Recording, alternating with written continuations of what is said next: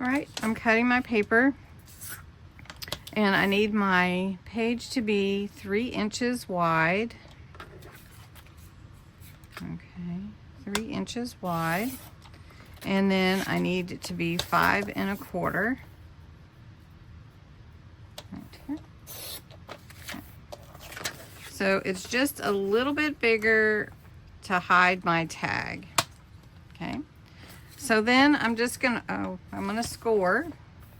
So we're just gonna put that there, and I'm gonna score lightly, a 1/2 inch on either side to make sure. Maybe I'll score 5/8 to make sure that my tag fits not quite the full 1/2 inch, and then we'll do 5/8 or 3/8. Okay, so I wanted to score lightly because this is vintage paper, truly vintage. It was from an old book. Okay, so we're gonna just fold those edges, and then we're gonna trim the sides. So I like to take a little scissor to the top corner, and I'm going to do that here. And then you can cut the little square out and then cut little triangles, or just cut across, which I like to do. It's just easier. All right, so then I have my little pocket, and it's gonna hide my tag, and my tag should fit in there just right if I measured right. Now let's see if I did. So all right, so I've cut my paper to fit around my tag. You can just measure your tag and use the measurements from your tag to create your hidden tag pocket. And I'm just trimming the corners so that it will lay flat. Now this will glue to my page like this, and then my tag will slide in here and basically be hidden, with the exception of my string hanging out.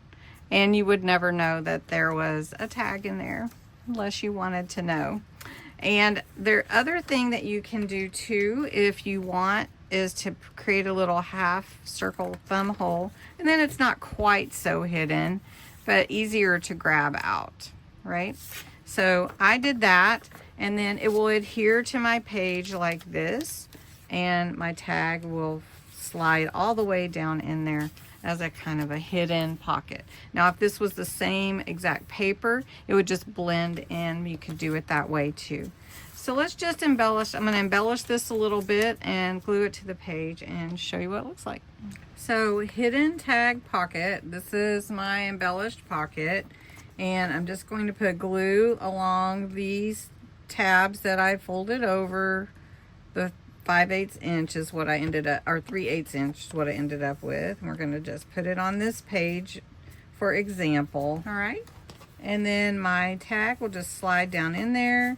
So it's like a hidden tag pocket because you really can't see anything but the little bit of string or twine, whatever you have on your tag. Such a cute little easy pocket, but a fun way to add to your page layouts in your journals.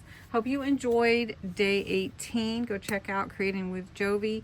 Her interpretation and my interpretation are always different. Plus, you can make these pockets many different ways. Just take the guidelines and expand on those. So thanks so much for watching. Have a great day.